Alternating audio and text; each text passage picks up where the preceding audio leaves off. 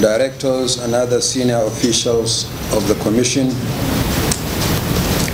members of the INEC Press Corps, ladies and gentlemen.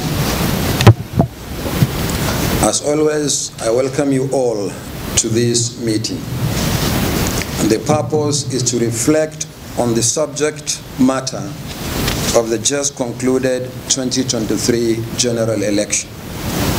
Following the conclusion of the election, the time has come for introspection, stock-taking, review, and evaluation.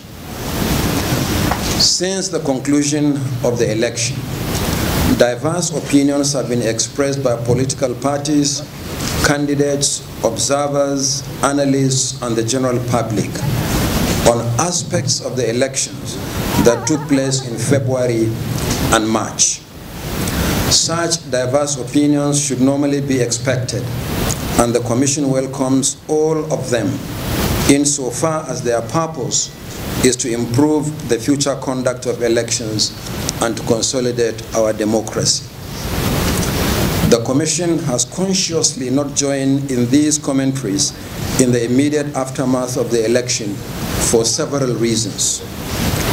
First, our preference is to listen more and draw lessons rather than join in the heated and often emotive discussion on the election. Second, since we plan to conduct our own review of the election, we see no need to preempt the process. Third, the Commission would not want to be seen as defensive or justificatory in joining the ongoing discussions.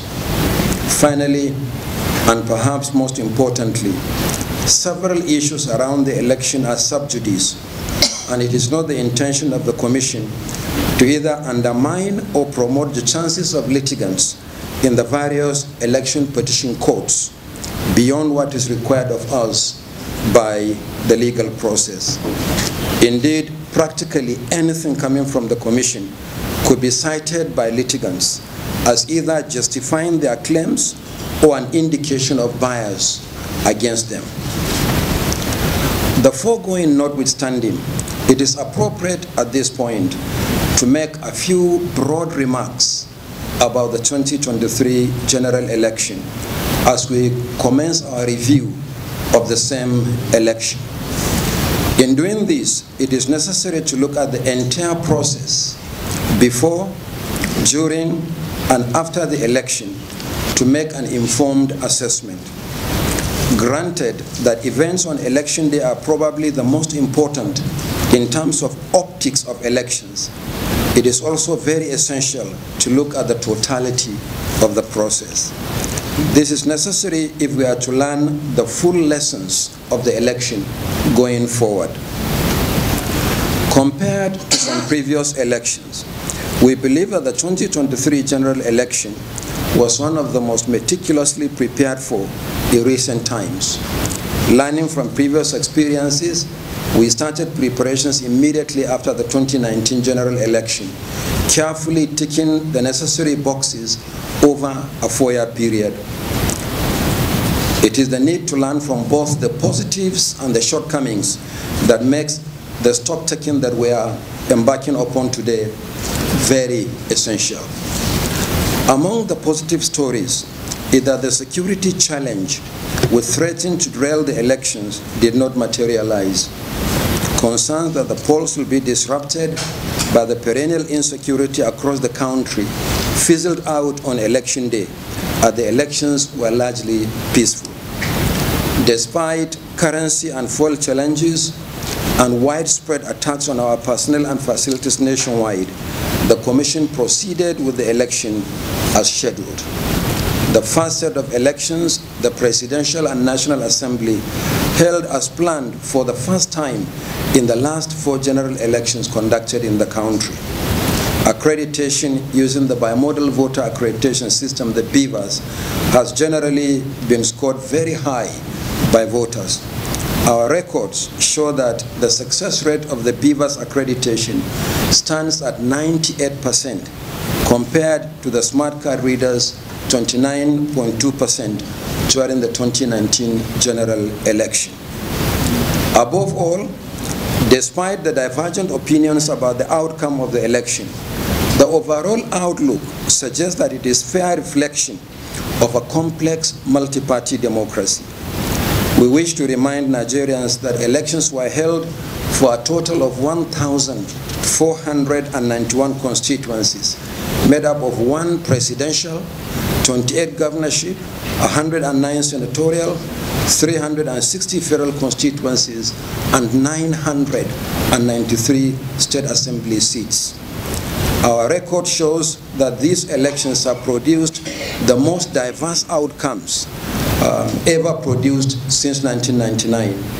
Today, 5 political parties produce state governors, 7 parties won senatorial seats, 8 are represented in the House of Representatives, and 9 in the state houses of assembly.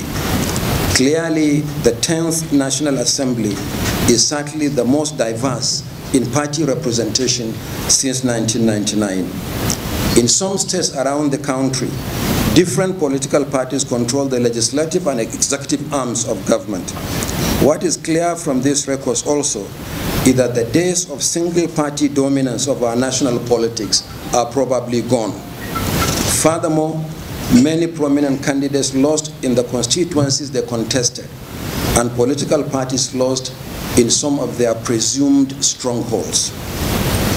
Still, we must acknowledge that there were some challenges which were structural, infrastructural, and human in nature. Indeed, it is in furtherance of our determination to address the challenges as we prepare for future elections that the Commission is commencing its post-election review engagements today. We are presently looking at all the evidence of infractions during the election, including the prosecution of electoral offenders. We are looking at the activities of all actors involved in the election, including some of our high-ranking officials. I can confirm that the Nigeria Police concluded its investigation of the conduct of our resident electoral commissioner in Adamawa State and submitted the case file to us. Appropriate action will be taken in a matter of days, and Nigerians will be fully informed.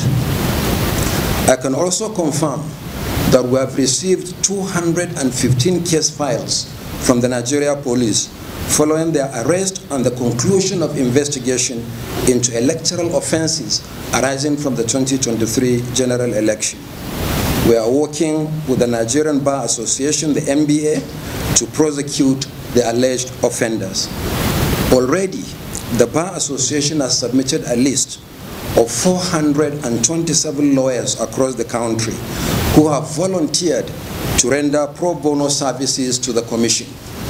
They are not charging legal fees, but by mutual agreement, the Commission will provide a token amount to cover for filing fees and other expenses. We are grateful to the Nigerian Bar Association. We are grateful to the Nigerian Bar Association and its president, Yakubu Mekeu, Senior Advocate of Nigeria, for this historic collaboration.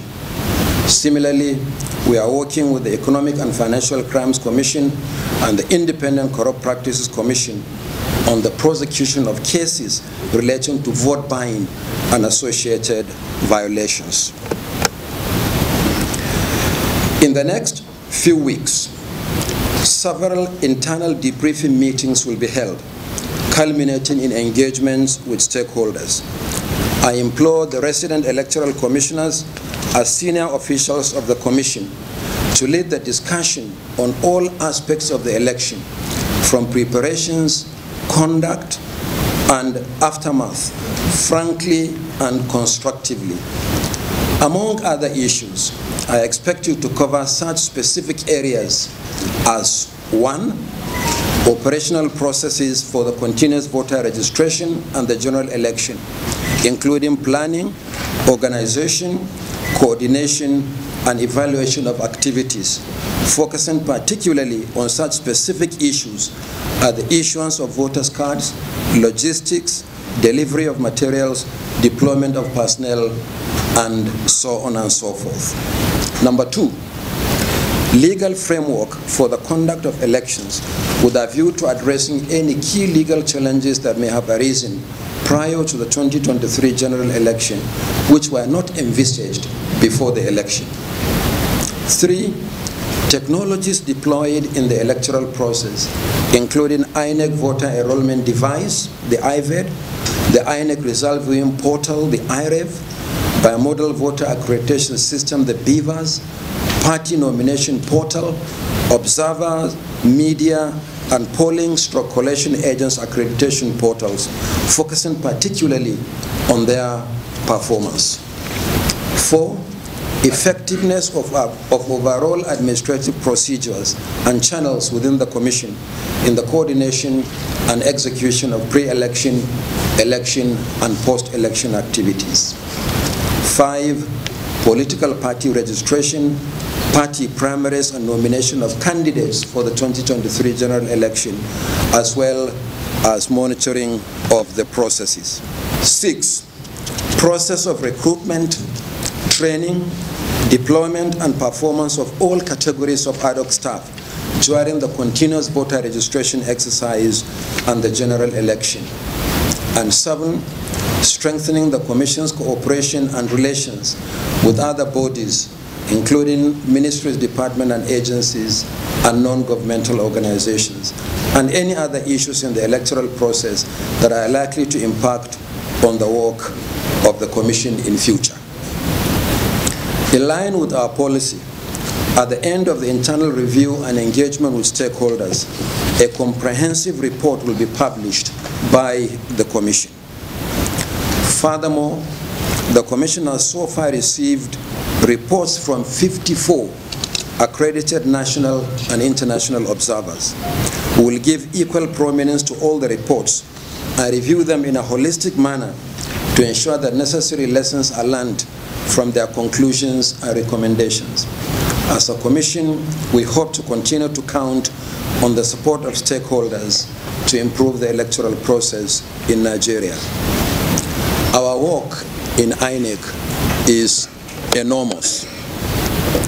As resident electoral commissioners, you are no doubt aware that there is no election season in Nigeria any longer. Numerous off-cycle and by-elections are held throughout the period between one general election and another.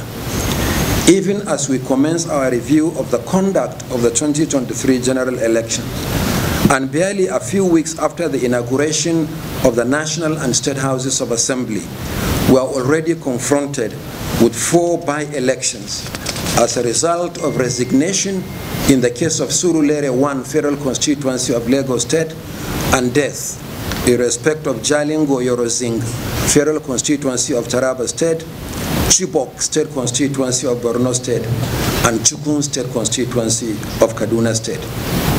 Furthermore, the Commission is preparing for 3 off-cycle governorship elections in Bayelsa, Imo, and Kogi states, which are scheduled for the 11th of November 2023. We have already published the final list of candidates for the elections, and campaign in public officially commenced on the 14th of June 2023. The Commission will soon commence the regular stakeholder engagements ahead of the elections. Let me at this point specifically reiterate to the resident electoral commissioners that we are commencing these debriefings with you because you are central to the conduct of elections. Many of you performed very well during the general election under extremely challenging circumstances. I commend you for that. However, a few of you did not properly manage the tasks lawfully bestowed upon you, for which the Commission has taken some administrative action. And that's why some of you, the resident electoral commissioners, are not at this meeting today. I urge you to continue to remain loyal to your oath of office. Once again, I welcome you all to this meeting, and I look forward to frank discussion. Thank you very much.